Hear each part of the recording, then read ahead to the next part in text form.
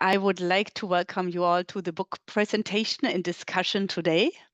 My name is Tatjana Brody. I'm the Director of Communication Services for the North American region of the Goethe-Institut, and I live in Washington right now. Briefly about the Goethe-Institut, in case you don't know us. The Goethe-Institut is a globally active cultural institute of Germany, and we are committed to promoting understanding between Germany and Europe and the world. We provide information about cultural and social diversity in Germany and Europe worldwide, and we also offer language classes. One of our current projects is the festival Longing Belonging, as part of which this program is taking place today. I'm delighted that we have been able to invite the German-Vietnamese author Khuê Phạm to present her latest book, Brothers and Ghosts, in German, wo auch immer ihr seid. A warm welcome, dear Khuê. But first, I would like to introduce the moderator of our event today, Joshua Yaffa. Hello, Joshua. Joshua Yaffa is contributing writer of The New Yorker, and he is also the author of a book. It's called Between Two Fires, Truth, Ambition, and Compromise in Putin's Russia, which won the Orwell Prize in 2021. He's currently the writer in residence at Bard College in Berlin. Warm welcome to you, Joshua. And again, I'm happy that so many of you joined our talk today. And we will open, in the end, the discussion also for you. And therefore, I just have a little technical advice.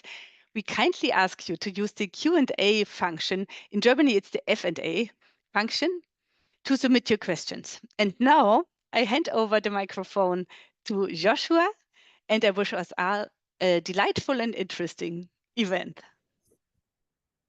Thanks for the introduction, Tatjana. Thanks for Goethe-Institut for having us. And thanks most of all to Khuê Phạm, who's with us tonight and here to talk about her wonderful book, Brothers and Ghosts, but not only about her career more broadly.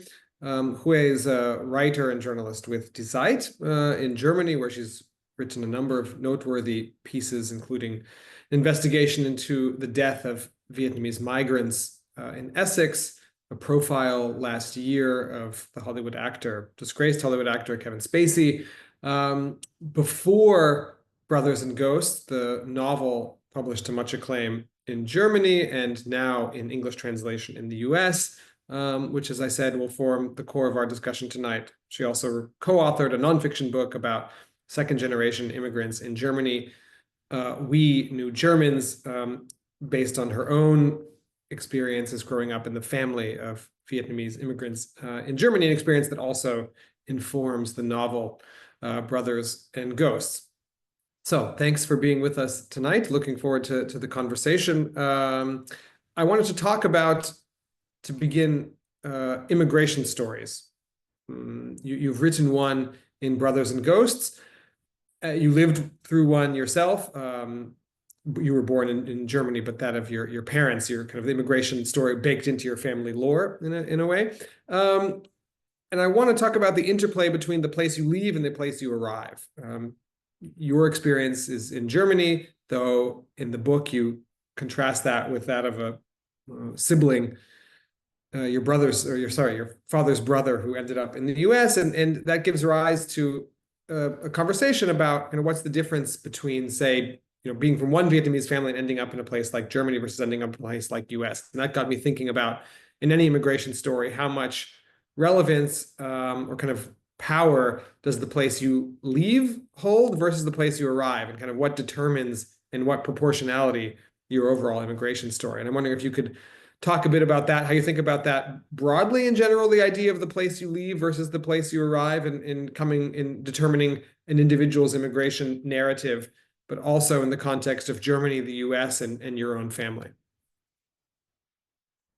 Thanks, Josh. Hello, everyone. It's so nice to see a couple of familiar faces and names on the Zoom. It's actually quite funny that like I'm writing these immigration stories because, as you actually point out in our phone call earlier, I'm not an immigrant, really. I was born in Germany. But still, I feel like one because I was always treated like one. In Germany, for a long time, we had the term Ausländer, which means foreigner. And it really, linguistically, it has the word Aus, ex, and country, land, country. So it's really something that puts you apart. And for a long time, like growing up in Germany, I was called an Ausländer because my parents are from Vietnam, and because I have black hair and a complicated name. So for a long time, I think I've very much felt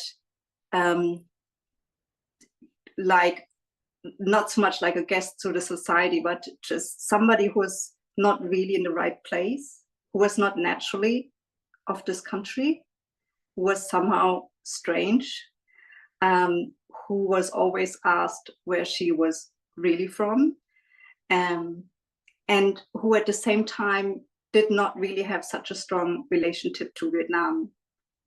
So I feel in that way, the German attitude, especially in the 90s towards immigration, was one of being on the defensive. At that time, Germany was just kind of growing together, East and West, like we're still trying to get together. And as we can see now, this process hasn't really finished yet. There's still, the German identity is still very fraught itself. And so at that time, leading politicians would actually deny that Germany was an immigrant country. Whilst in the US, I felt that when visiting my family, like they felt very American. They didn't speak English too well, to be honest, or they spoke it with a heavy Vietnamese accent. They lived in this kind of Vietnamese parallel society, but still they felt very much part of this country. So the way that your country treats you really, I think, has an impact on how much you identify with it. And to me, for a long time, it was a sense of alienation. It was a sense of somehow needing to prove myself. And yeah, almost being a bit angry about it too, yeah. Before we get to the lightly fictionalized version of your character, or sort of you via kind of proxy character encountering the reality of life as a Vietnamese immigrant. Your microphone is... Sorry. Before I ask you to read a short passage from the book where you bring to life in a loosely fictionalized way this experience of arriving to the US and seeing this Vietnamese immigrant experience there, reflecting on that experience in relation to your own or your families in Germany. Before that passage, I wonder if you could just talk a bit about this kind of the story behind the story. In other words, your own personal experiences traveling between different Vietnamese immigrant communities, and not only, but just maybe gaining some new perspective on your family's own immigrant experience in Germany by seeing other parallel versions of it and imagining it, that could have maybe been your reality. Did you long for another immigrant experience compared to your own? Has that changed over time? Tell us a bit about, what your travels and exposure to other immigrant communities have led you to think about your family's own experience. I think a lot of second generation immigrants are haunted by a question across different cultures and countries. And the question is, who would I have been if I had had a different life? What would the other life had been like? And, I did wonder, what it would have been like if I'd grown up in Vietnam, of course. And I did wonder what it would have been to grow up in California, where a lot of my relatives live. And when I was younger, I was quite envious. Back then, the US was in general seen as a place that was much cooler than Germany, of course. But it wasn't only that. It also seemed much advanced in terms of offering a space and identity for people like me, not having to define myself as either a native or a foreigner, but having a space to be a hyphenated person, to be somebody who has, like embodies different cultures. When we went to see our relatives in Little Saigon, I just felt that, like, oh, wow, this is a community where everybody looks like me, which is a feeling I just completely did not know growing up in Berlin, where I was the only one. And, like just having that, seeing that everybody looks like you is just such a profoundly different experience from always being the odd one out. And would you be able to put a kind of qualifying descriptor to that? In other words, or subjective? Did that feel reassuring, a relief? Was that a kind of good experience, or somehow, I don't know what bad would be, but maybe you felt kind of maybe overwhelmed by people who kind of in some ways understood or knew you so well, even if they weren't relatives? Maybe you got used to being this Auslander in some way. Like, what was your reaction to that, to suddenly being surrounded by people who were like you, at least in terms of country of origin? Superficially, it is a normalizing experience, right? And that's a relief, especially when you're younger. The only thing that you really want to do is fit in and be just like everyone else. You don't want to be special or stick out. That maybe comes later. But so that's the normalizing thing.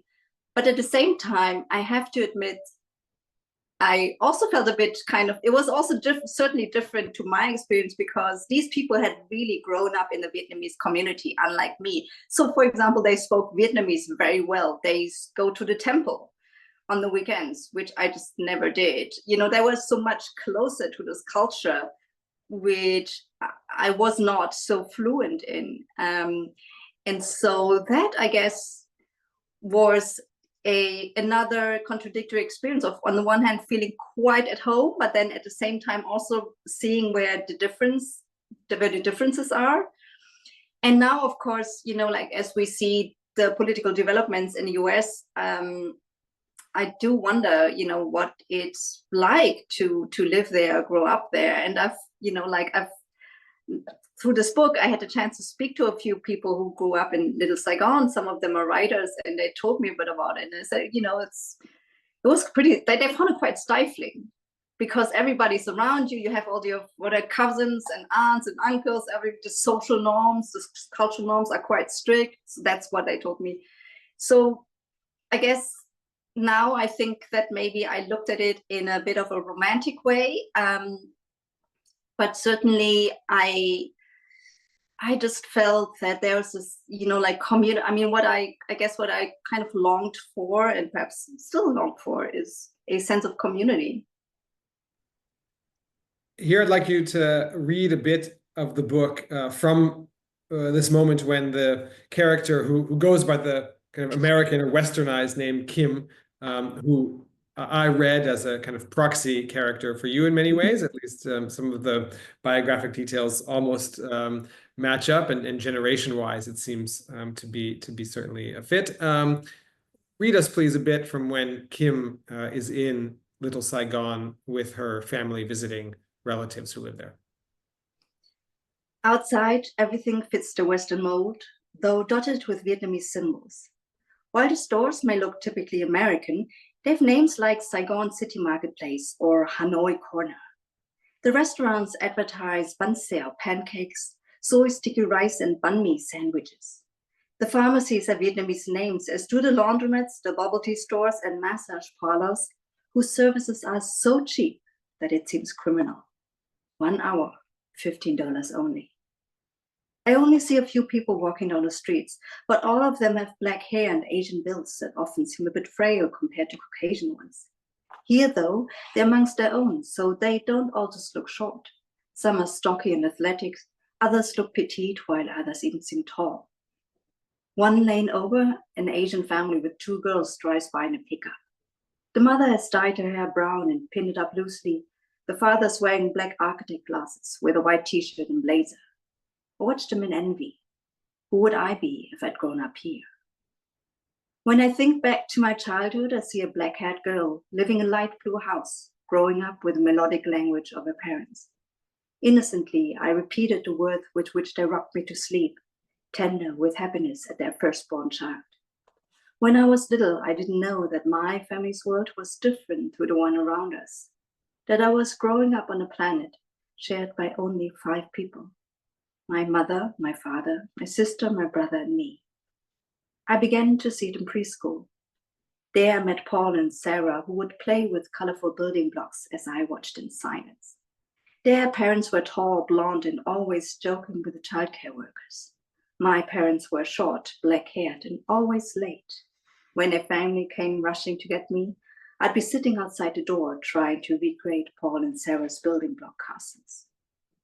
As I got older, I could see how different we were.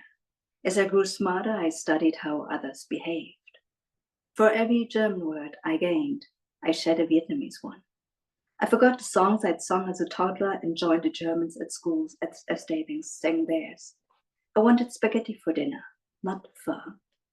When my parents had their Vietnamese friends over and sang karaoke, I rolled my eyes. I was always expected to play the piano. My parents always bragged about my marks.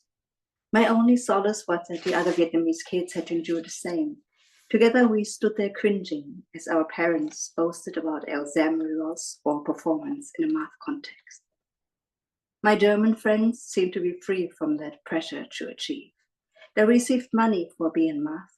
They started asking their parents for cigarettes at 15, and on weekends they were allowed to stay out as late as they wanted. On the rare occasion they did argue with their parents, it was always followed by a family conversation and words like sorry and love. I never knew this sort of talk from home, so I was bewildered by people sharing their feelings so openly. But being abused was also strange, so I said nothing. It's only here in little Saigon that I start to wonder if things could have been different. Thank you. A really richly told and evocative passage. I want to ask a bit about the Vietnam War, this event that plays such a crucial role in kind of really setting in motion the fates of the characters in your book, splitting this family apart and creating these kind of parallel tracks that then come back together many years later as the brothers reunite. I'd like to ask a few questions in one is first, which is how, if at all, is the Vietnam War understood or treated, referenced in a German cultural context? I have my own American understanding, but of course in the US and in US culture, film, books, it's largely processed through the experience of Americans, either the American soldiers sent to fight there, also the protest movement and entire cultural convulsions that were set in motion in the wake of that protest movement that really changed the course of American culture and society for decades to come, up until the present day, you could argue. And so while the Vietnam War features in the cultural conversation here, not so much, though that's changing in recent years, but still not so much through the experience of Vietnamese people in Vietnam and forced to flee Vietnam and ending up in diaspora communities worldwide. And so what was your own in the German milieu in which you grew up? Was the Vietnam War something that featured at all, and does it feature today in German political social discourse? And however you answer that question, what were you aiming for? What was the goal? Why did you think it important to anchor this book around the history, trauma, and dislocation set in motion by the war in Vietnam? Well, I think that as an American, you will probably have a much better understanding of the Vietnam War than most people in Germany have, because it is kind of an American war too. Whereas in Germany was more of a kind of spectator. There were certainly some people from the 68 movement who were very kind of involved with it. But it's not really something that features heavily in your history course at school. Not much at all, in fact. You had like famous war reporters like Peter Scholl-Latour, who wrote about it very much from the vantage point of the white male war reporter who goes there and describes the jungle, the guerrilla fighters, and the women. I find it always so interesting to see the description of writers and reporters of the Vietnamese women, because they always kind of always inflected by this gaze of, you know, like talking about their beauty and humble presence, and, you know, like this very romantic idea of the soft-spoken Vietnamese woman, whereas all the Vietnamese women I know are actually very tough and quite harsh, in fact, and the opposite of what's being described to us in popular culture. So I feel that, you know, it's very much something that people know about. There's a lot of mythology about it, Western mythology. There's not so much understanding of, you know, like this being a civil war between North and South, a war where you would have cousins and uncles and brothers fighting on different sides. A war that ended not too long ago, 75. So in historical terms, not very long at all. You know, like as a German, looking at the way we deal with the past, I always feel it's very important to deal with the past. It's not much time at all to reflect on the wounds and traumas that were inflicted on both sides. And that doesn't happen so much. It's starting to happen now, especially in the US, where I would feel that really much credit has to go to the writers of the Vietnamese diaspora. I don't know if anyone here had a chance to watch The Sympathizer, which is based on the book by Viet Thanh Nguyen. And it's a big series, and you can really see that the gaze is a different one. It kind of makes fun at, you know, like the way American war movies were produced, and it shows the other side. And I just feel, for me, it was important to show the other side, and also to show the personal side of war, the personal side, which I knew just a little bit from my own family, and which I started to research for this book. Really, I didn't know so much about it before, and then the book gave me a chance to kind of go up to my parents, my relatives, but also kind of, you know, like war photographers, politicians, political experts, and Vietnamese writers who have been through that time and who told me about it. Actually, one of them, I met him in Vietnam. He wrote in a really important book. He was in the US on a Nieman scholarship, and during that time, he wrote a really important book called On the Losing Side, kind of showing the perspective of the South Vietnamese people. And I met him in Vietnam. His book was basically one of the most important political books, but it was never officially published. And he was just arrested a few weeks ago in Vietnam. So it's not really possible in Vietnam itself to have a kind of open discourse about this historical moment. So yeah, I feel it's still a story waiting, with some aspects waiting to be told. I'm curious to hear a bit more about your own research process. You mentioned that you didn't know all that much about your own family's experience in the war, and kind of what the war wrought for your family and scattering its members across the world.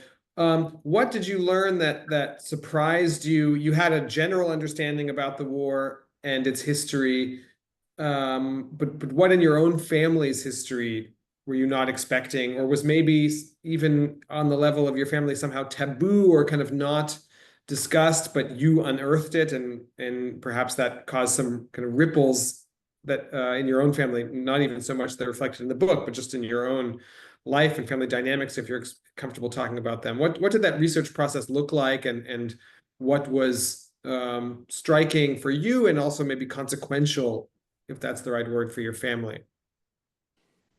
I think it was really the first time that we spoke about the war and the aftermath, because it's not only the period of fighting, but also the years afterwards were kind of like the time when hundreds of thousands of people left Vietnam, because, you know, it was like widespread poverty. Political opponents were put into re-education camps to both people. So I didn't really like, these were all kind of blank spaces. I had heard little anecdotes about people, uncles fleeing on a boat and being attacked by pirates, but they're only like little points, little dots that were not connected.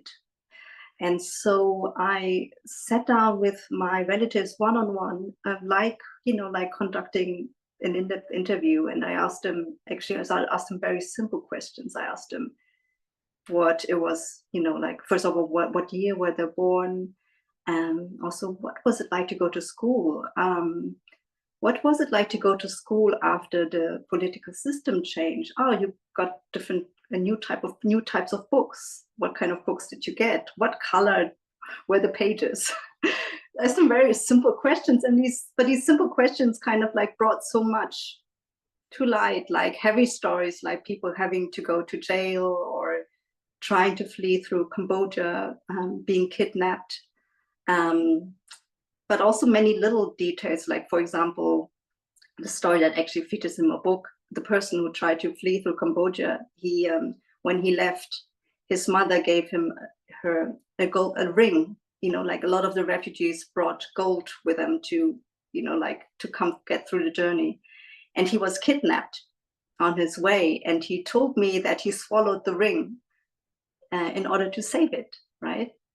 And so I thought that this little detail, this little human detail, is so powerful. It tells you so much about this war where we've seen so many films about, and just put that in. I just wanted to put that in my book. And the book is full of like little, small, real details like that I've just kind of like people have told me through in these conversations, like the ring, or what kind of cigarettes did they smoke, and did they use to pay the smugglers? Like I feel that these things can really bring to life a period that a lot of my readers and myself, in fact, do not know very well. It's very far away, right? It's abstract, it's history, it's far away. It's geopolitics. But when you have these details, suddenly you can understand the human tragedies. You can see the overarching hopes that are always part of these journeys, and that are often enough kind of shattered or put to a test. I want to ask a couple questions about your work as a writer and journalist for Die Zeit. I myself am a foreign correspondent and am familiar with, or in fact, kind of only know how to work in this combination of insider, outsider, in my case, knowing the language, history, culture of the country where I'm working, but yet still existing as certainly a foreigner in that place and kind of outside in many ways of the culture. But I'm, have one foot in, but one foot out. And I hope that gives me an interesting perspective. In your case, you are German. You have a German passport. You grew up in Germany. You're German. Yet, as you yourself have said, you grew up thinking of yourself and being treated as an Auslander, a foreigner. The Vietnamese immigrant experience was very close to you through your parents. So it sounds like you also had kind of one foot in, one foot out. You were German, speak German. You have full access to that world, but yet we're not always, or more often than not necessarily seen as of that world in the way that other Germans with a longer kind of German heritage might have been. What do you think that means for your work now? Does it give you some opportunities or skills, an ability to see the world in a different way that you think is useful? This ability to kind of navigate between the insider and outsider perspectives in Germany. How does that affect your work as a reporter and a writer? I agree with you that, like writing very much comes from this kind of tension of being an insider and outsider. And I feel that sometimes you can see things from the outside that people on the inside don't see anymore, just because they're so used to them. These small invisible rituals that a culture might have. So even, I don't know how you feel about Germany, but sometimes I look at it, I live here, and a lot of the things are very familiar to me, but then at the same time, I stumble upon certain things, like for historical things, or just simple things like the way the German Abendbrot, the food in the evening.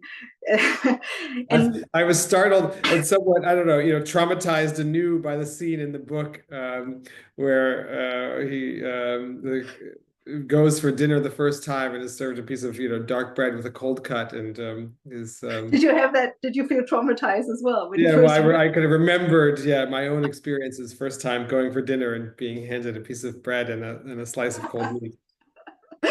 So you see, it feels like you are the only one having this kind of peculiar experience at that moment, but then you're not, and you're describing that culture, in fact, and you're looking into it, and so I feel that it has kind of affected me in two ways. One being indeed like the foreign gaze. When I first started out in journalism, I actually worked for the then correspondent of NPR in Berlin.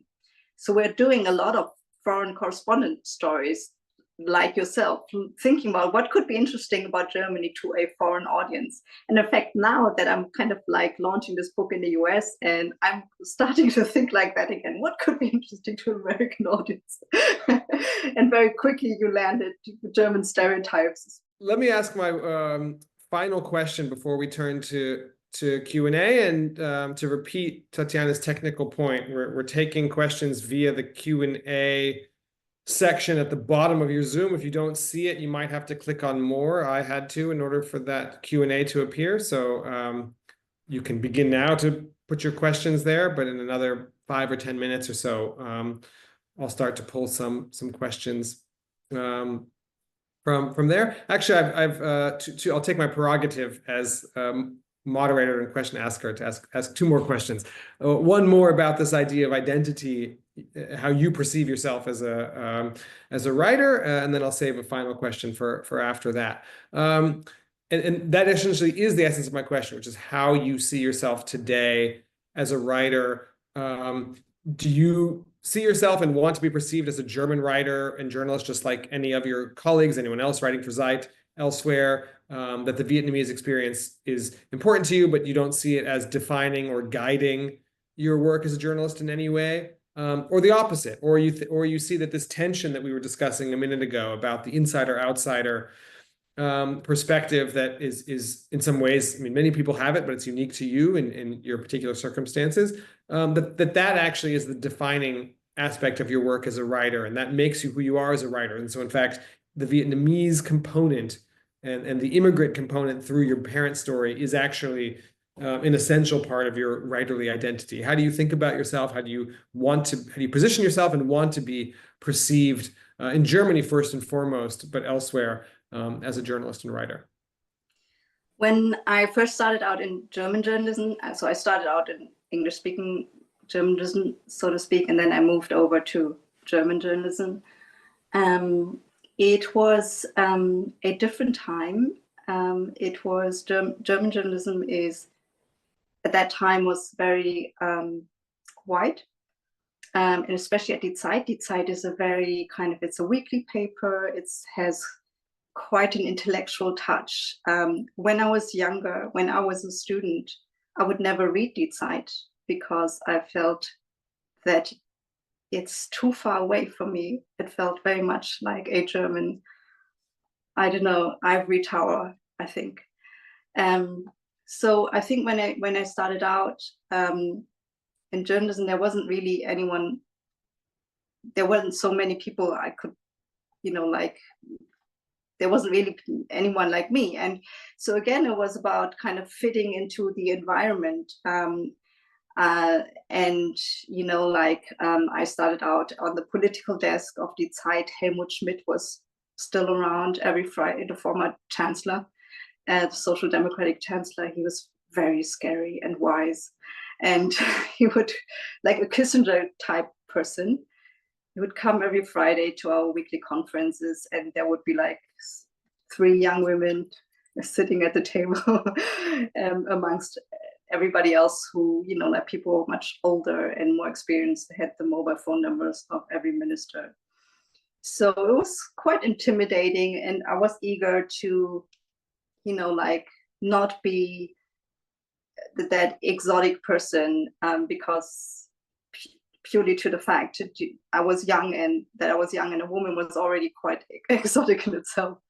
So I was keen to write about like normal topics. I wrote about UK politics because I had spent a lot of time in London studying there.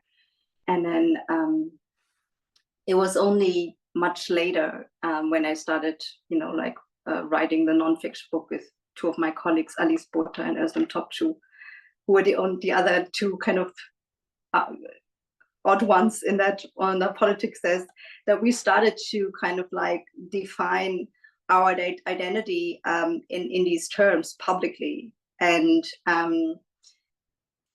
it's not only now in my fiction that I explore these aspects of my Vietnamese identity more deeply.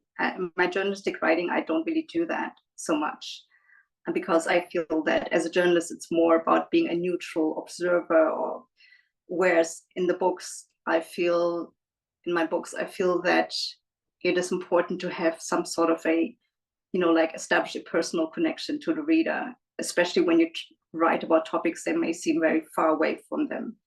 And I've also realized that, especially the fiction writing, even though some of it is quite close to my own story, it also gives me the freedom to steer away from that and kind of try to recreate universal stories that use some of the authentic experience that I had or other people had, but create characters that other people can identify with.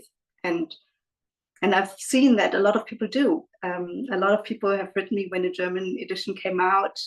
It became a piece of dance theater, which is again very different.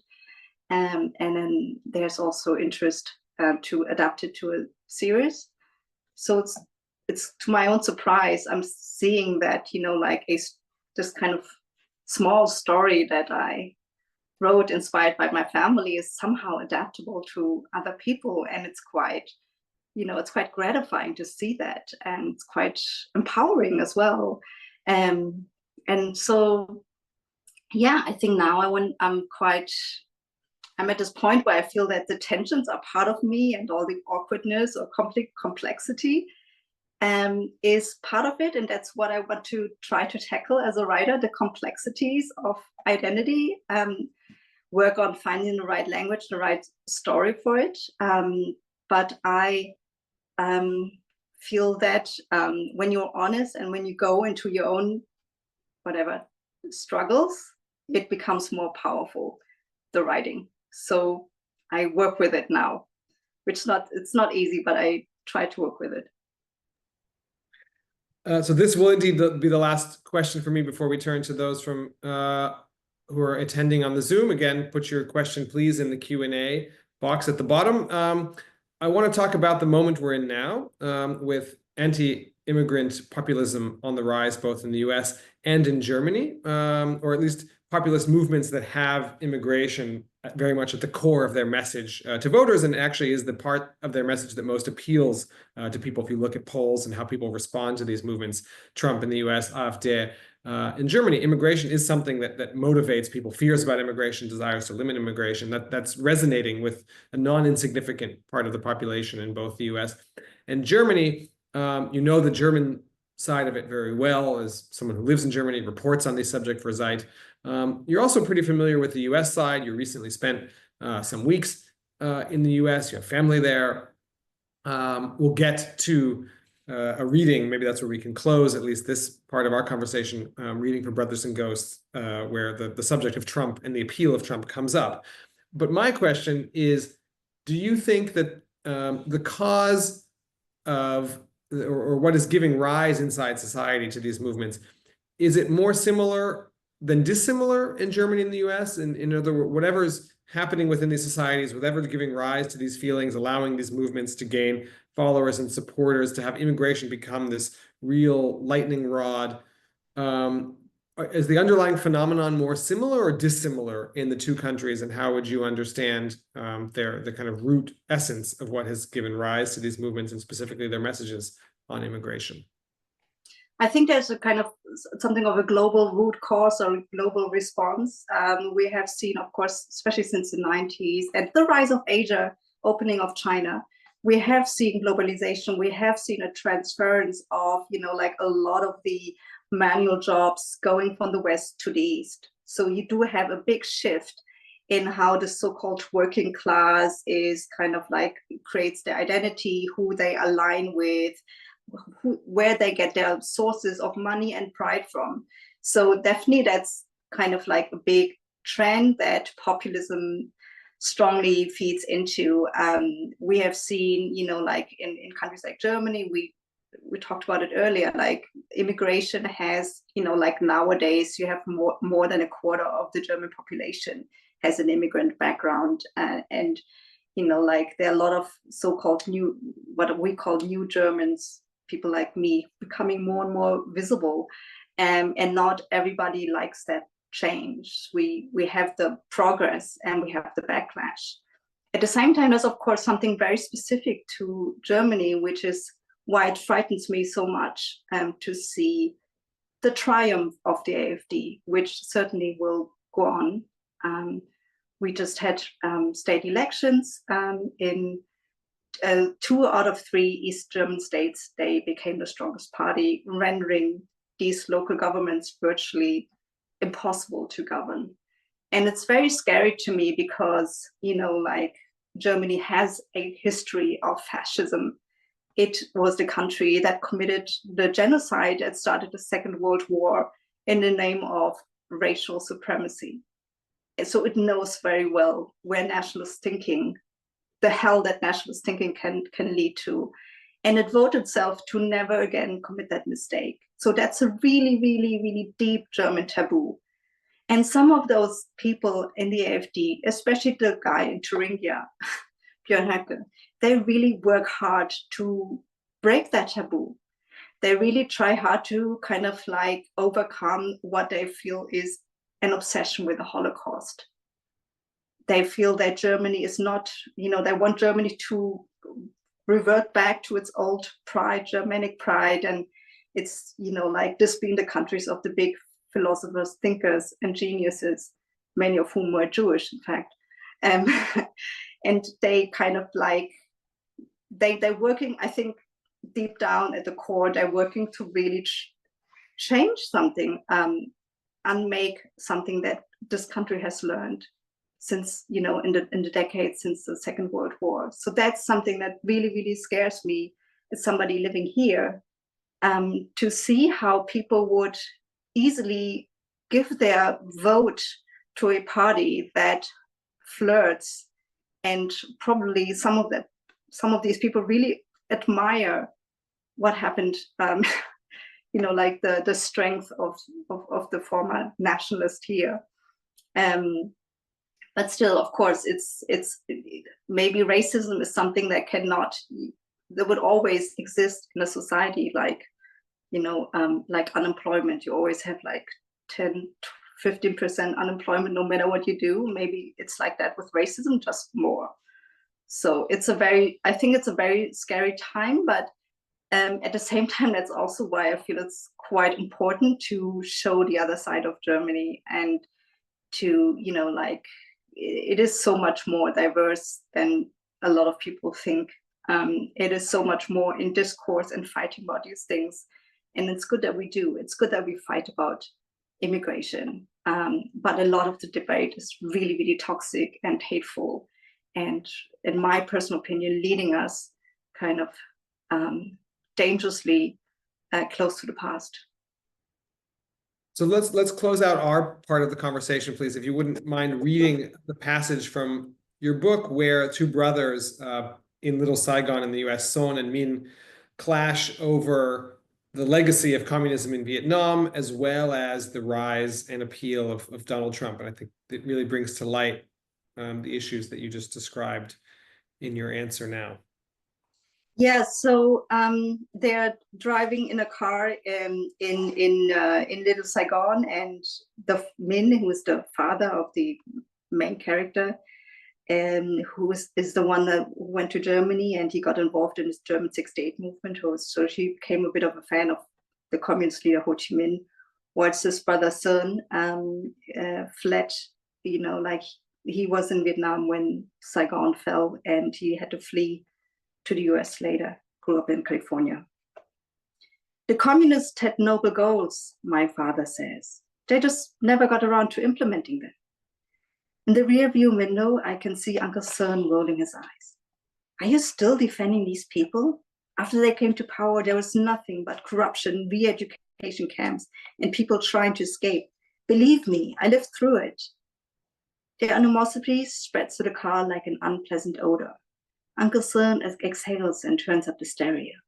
As the singing grows louder, it reminds me of our neighbor's cat, the one that always meows loudly at night.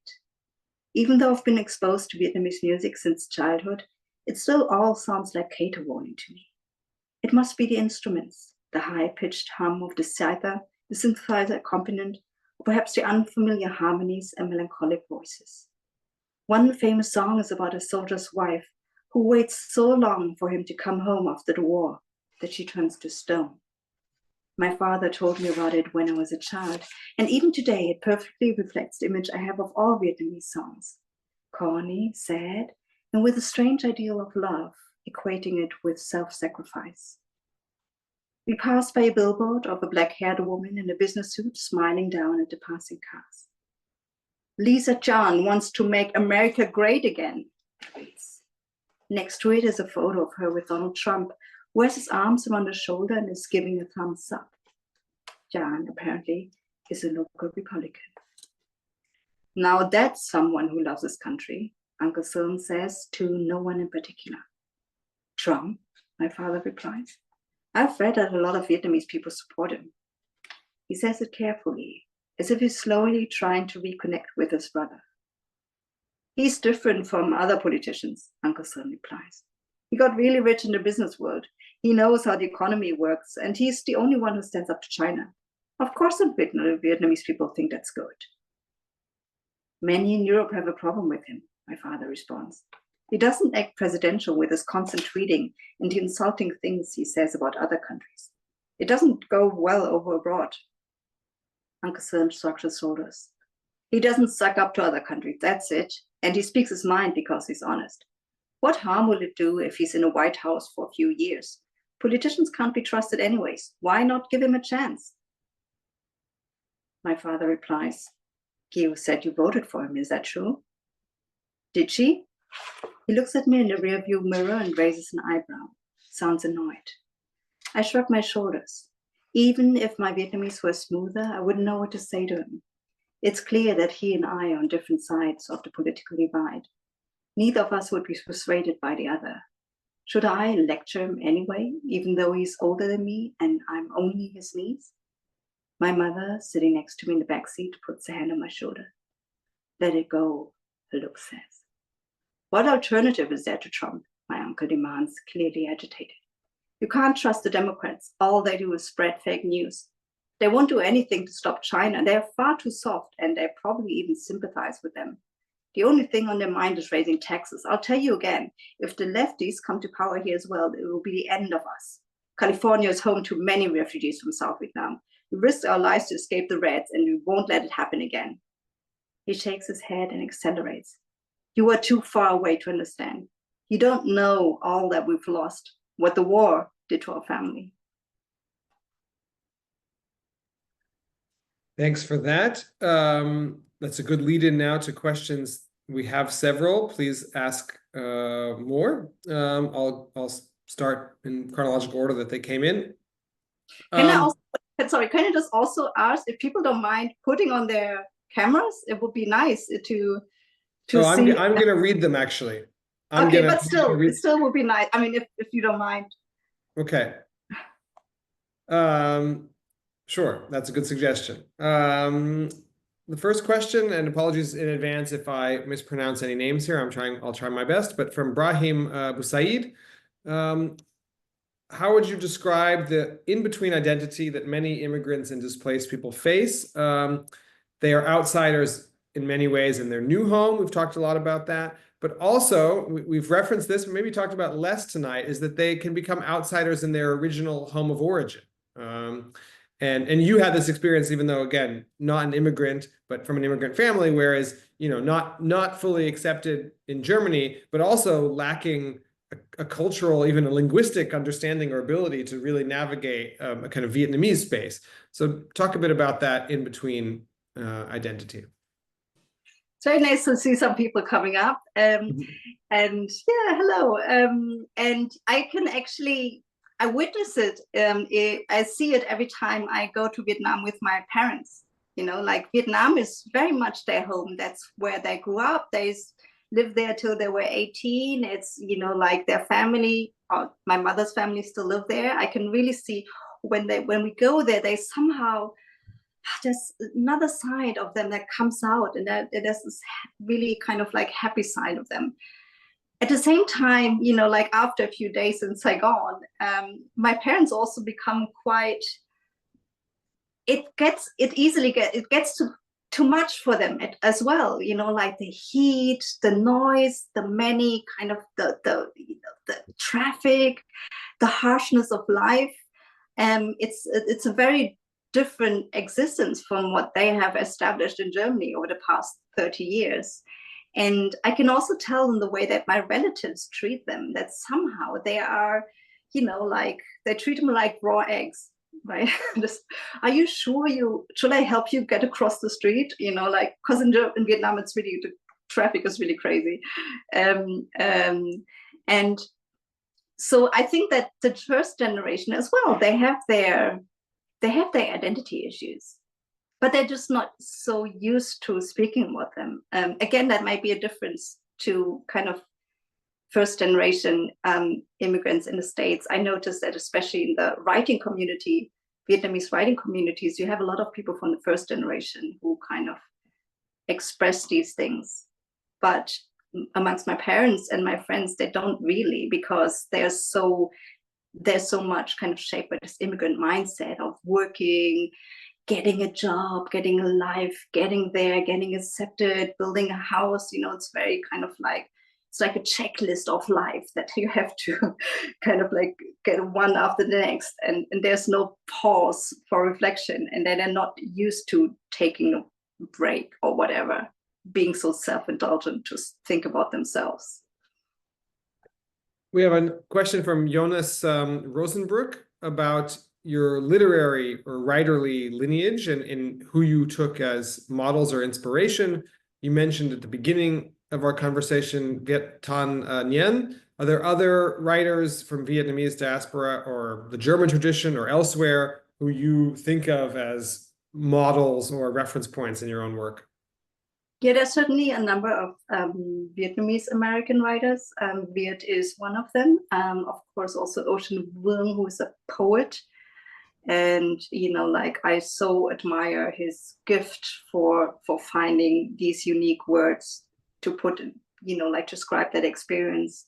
But I'm also very interested in people who have a very different background. So one of my favorite books of all times is actually Americana by Chimamanda Adichie. She's an American Nigerian novelist, and her last big novel was kind of like jumping back and forth between the States and Nigeria, which I've never visited. I know nothing about, but I so loved the way she was describing that experience. And she was talking about race, saying that it was, like in Nigeria, she never felt Black because everybody looked like her. And it was only when she came to the States that she started to think about race.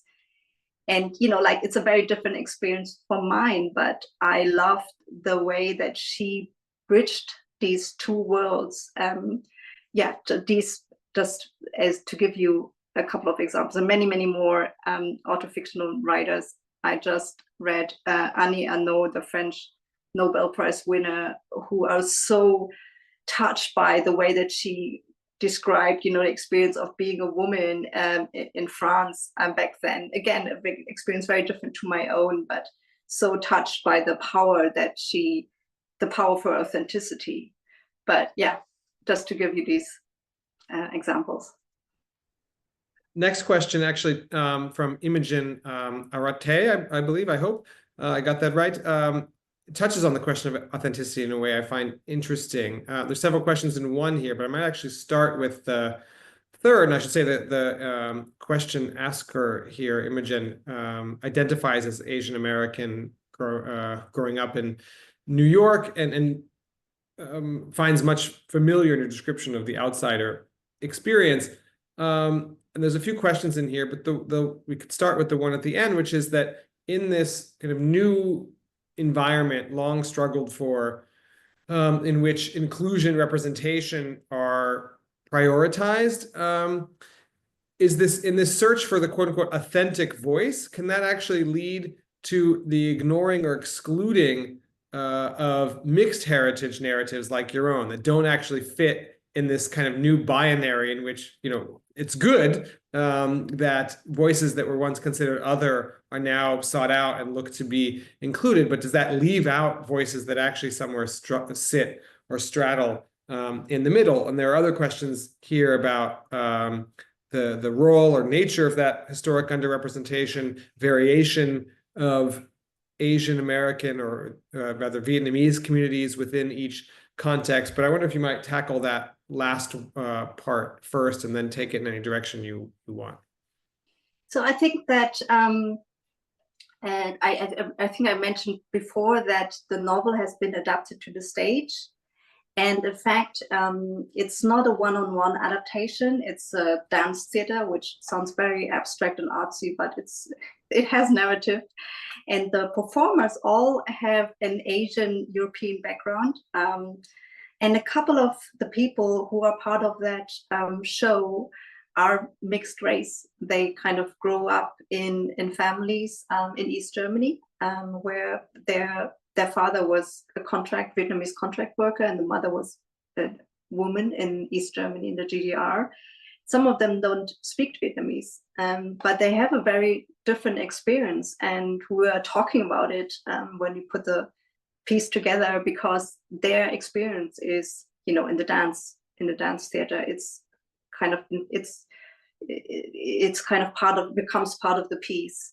And also I now have a son together with my white German partner, who is mixed race. So I thought about this a lot, you know, what does it mean to him? I mean, how, you know, like, is it important for him to be exposed to that Vietnamese side? And if so, how should we go about it? And I decided that he should, you know, like, he should somehow feel at ease with that culture. He knows the food very well because he spends a lot of time with his grandparents. He has also been to the country, but he doesn't speak the language, and I don't want to burden him with the expectation that he should, right? Because I don't speak it so well myself. So I think that maybe when you're mixed race, I don't know, I don't presume to know what it's like, but I just look at him and I just feel that I want him to have this feeling that he can have both, that he can have the best of both worlds without being confined by either one of them. And also he doesn't seem to get, you know, like any weird reactions, because luckily Berlin nowadays is quite a different place from what it used to be. Yeah, so definitely I feel that the experience of being mixed is a special one, and it's probably different in many aspects. And I feel that it has the same, you know, like this story has the same right to be told just like any other should be. A couple more questions for now, unless any last ones appear, which we would welcome. From Kevin Beasley, a question about what you want to write about or what subjects you want to tackle going forward. You have these two books that in various ways deal with the immigrant experience, specifically the immigrant experience in Germany. Is there more to say on that topic? And if so, what might that be? Or are there other completely unrelated subjects that you are eager to explore next?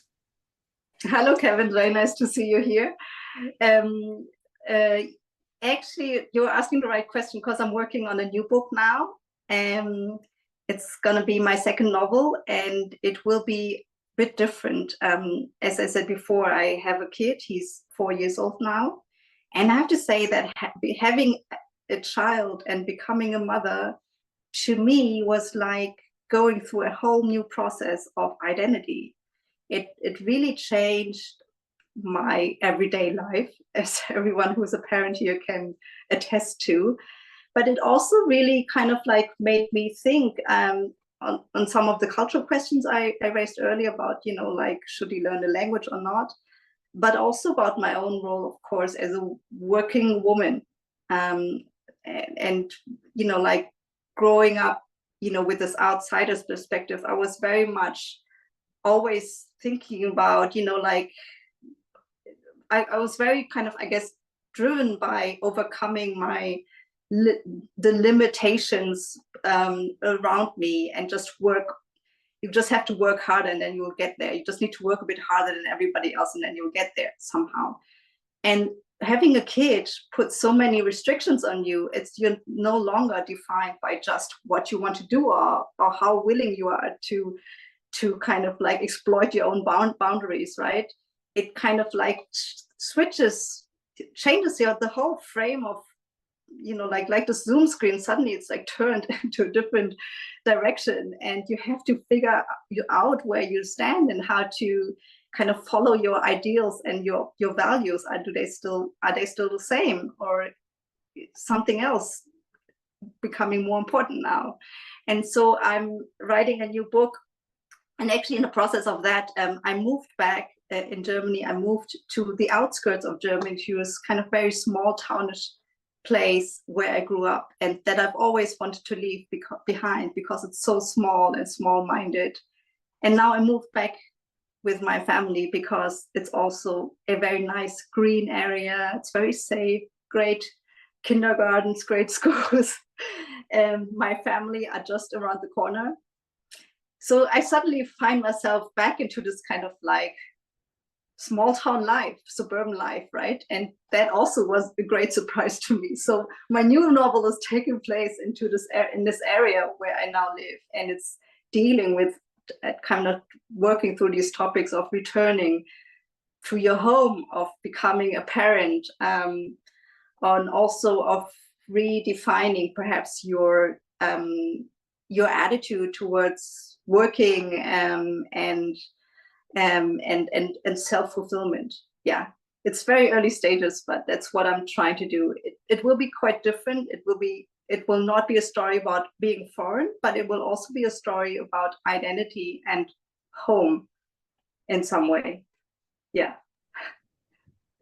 Last question of the day goes to Imogen Arate, who asks an interesting second question about the lessons of history, specifically on the question of inter or transgenerational trauma and suffering, and how those who suffered in such a way, or their descendants, can also, or in fact, as history shows in many cases, end up repeating in new forms abuse, aggression that they suffered. There's a reference to Trump here, but I think Germany obviously can offer some ripe examples for thinking about history in this way. Vietnam. Do you think about this? Did you think about this in the context of Brothers and Ghosts, and more generally, are there any ideas or lessons that you want to impart in a final last few words of wisdom before we finish our conversation today?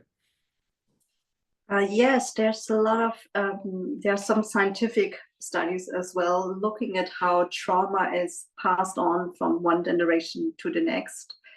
It can, it can take on, like the descendants of people who were traumatized suddenly having like symptoms. I recently listened to a great podcast, which I can recommend to anyone here who speaks German. It's called Deutsche Geister, German Ghosts.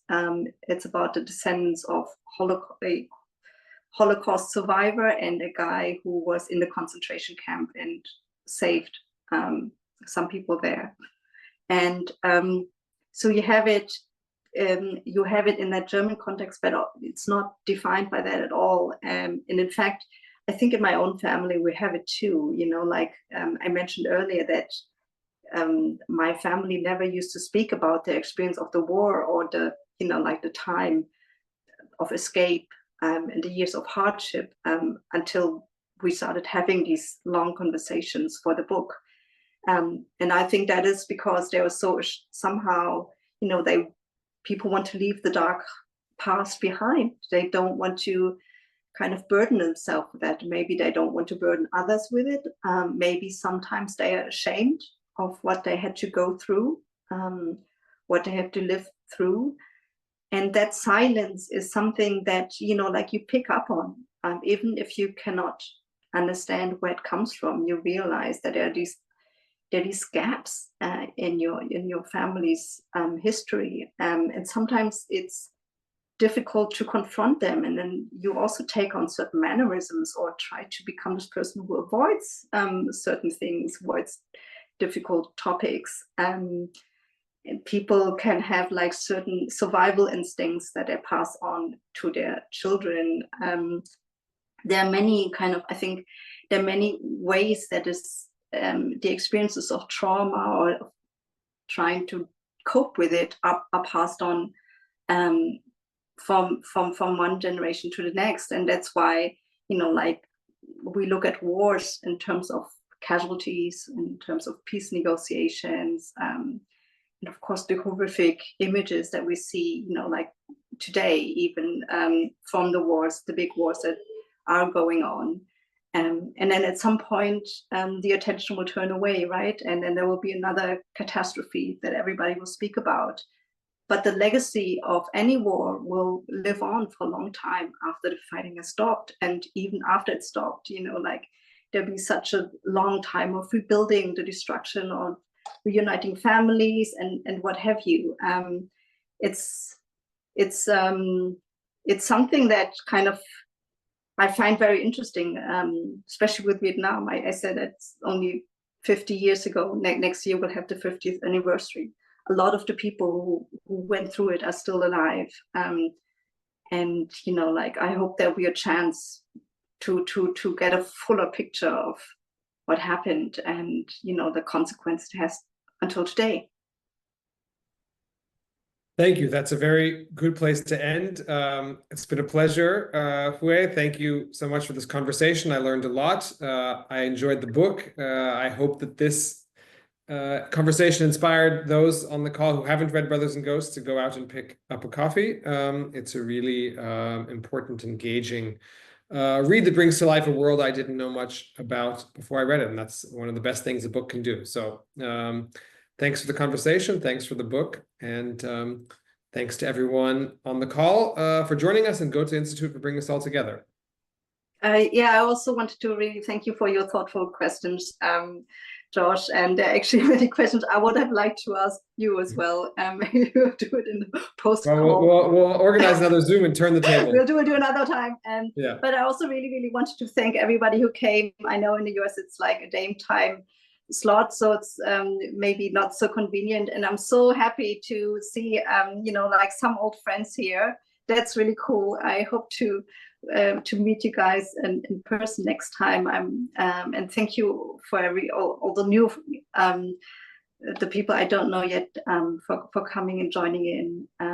Yeah, and please stay in touch. If you can find me on social media. Femme Fatale on Instagram, or you can find me on LinkedIn. Okay. Bye, everyone. Thank you. Thank you. Bye-bye.